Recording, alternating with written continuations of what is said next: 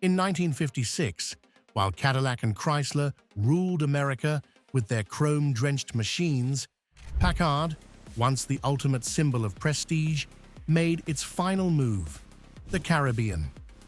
A car that embodied the finest craftsmanship, artistry, and American pride. Yet, ironically, it became the obituary of the brand itself. Praised as the ultimate expression of American luxury, the Caribbean hid a grim truth. A company gasping for air, financially drained and abandoned by Detroit. This isn't just the story of a car, it's the story of an empire that collapsed under the weight of its own pride. Now join me as we uncover the final secret behind the car that was born to save Packard, but instead buried it forever. There was a time when the name Packard was synonymous with perfection. Throughout the 1930s, Packards rolled in front of the White House, graced Hollywood films, and symbolized America's upper class. During World War II, Packard didn't just build cars, they built the legendary Merlin V-12 aircraft engines for the P-51 Mustang.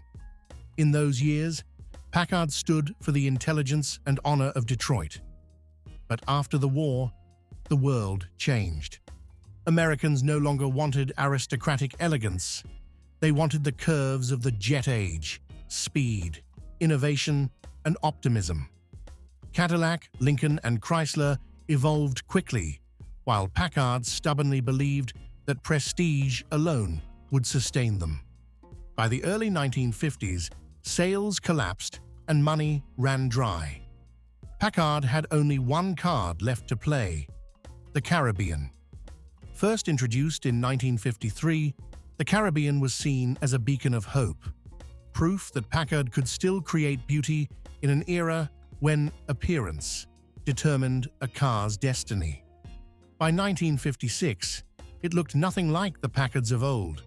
It had become the embodiment of the jet age obsession sweeping across America. Up front, a massive chrome-plated grille dominated the car's face, stretching almost the full width, its squared pattern gleaming like a metallic honeycomb. Twin headlamps sat high and proud, while the long, flat hood framed Packard's winged emblem, a symbol of speed and forward optimism. The side profile carried its most striking feature: elegant character lines that rippled from nose to tail, imitating the aerodynamic flow of a jet. Thick chrome moldings and lower body accents reflected sunlight in motion, giving the illusion that the Caribbean was gliding even when parked. At the rear, dart-shaped taillights were integrated into tall, sculpted fins, capturing the American dream of flight and freedom.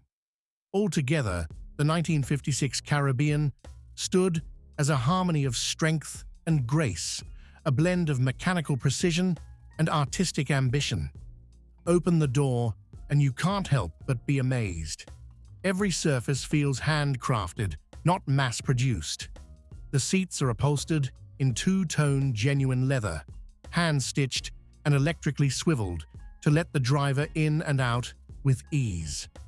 A luxury almost unheard of, even in Europe's finest cars of the era. The center dashboard is trimmed in brushed aluminum with delicate chrome edging, while the Art Deco gauges make the cockpit feel like the control panel of a jetliner. Even the two-tone steering wheel is meticulously crafted, its transparent center housing the Packard crest, a small detail that radiates respect for the driver. Caribbean's cabin came loaded with indulgence: multi-band radio, heater, air conditioning, power windows, and power seats, all standard equipment. The color palette mirrored the exterior, while subtle reflections of chrome and leather light made it feel like a mobile lounge from America's golden age. And when the key turned, the soft rumble beneath whispered a promise. A V8 heart was waiting to roar. It was the 374 cubic inch V8, the largest and most powerful engine Packard ever built. Producing 310 horsepower with dual 4-barrel carburetors, the Caribbean could sprint from 0 to 60 miles per hour in just about 10 seconds. An impressive feat for a car weighing over 2 tons. Each engine was hand-assembled, with every cylinder block precision-balanced before installation. Packard also equipped it with a high-pressure oiling system and a specially tuned camshaft, giving it a silky, confident hum at high speeds. Power flowed through the company's pride and joy. The twin Ultramatic drive automatic transmission, advertised as smoother than any gearbox in the world. But reality was far less kind. The Ultramatic was over-engineered, prone to overheating and fluid leaks. Combined with the brute strength of the V8, it became the car's Achilles heel. Even the self-leveling suspension, ahead of its time, added layers of complexity and cost that mechanics dreaded. In fairness, the Caribbean's heart was a masterpiece of engineering, but it was trapped inside the body of a dying company. And that made everything behind its gleaming surface more tragic than ever. By 1956, Packard no longer had the resources to sustain its own Detroit production line. The final Caribbeans weren't built in Packard's grand factory, but rather at Studebaker's plant in South Bend, Indiana, a facility designed for mass-market cars, not hand-finished luxury machines. This shift threw production into chaos. Packard engineers were forced to use leftover components, often mixing them with Studebaker parts. The result was inconsistency. No two 1956 Caribbeans were exactly alike. Some cars left the factory with electrical faults, suspension issues, or Ultramatic transmissions that leaked within the first few miles. Meanwhile, Packard's advertising budget had all but vanished.